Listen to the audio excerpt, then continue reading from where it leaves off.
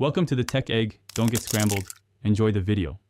You already have images and an Open InDesign file. Start by placing Not Embedding. First, save images in one folder so paths stay stable. Then, set your document color space to match the photos to avoid unexpected shifts. Now choose File Place, select multiple files, and click to load the place cursor. Click or drag to position each photo.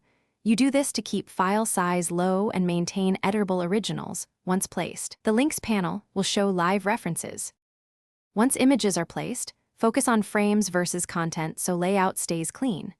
Use object fitting to scale images correctly. Choose Fit Content proportionally to preserve aspect ratio or fill frame proportionally to cover frames.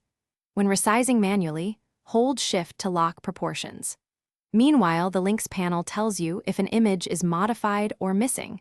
Select a link and click Relink to point to a fixed file. This preserves editability and avoids accidental embedding. Always make sure the linked path remains accessible. To finish, package your project so every linked photo travels with the document. File Package gathers images, fonts, and a report. Before exporting, check links for modified icons and click Update Link so the latest edits appear. Export to PDF for proofs to confirm color and resolution.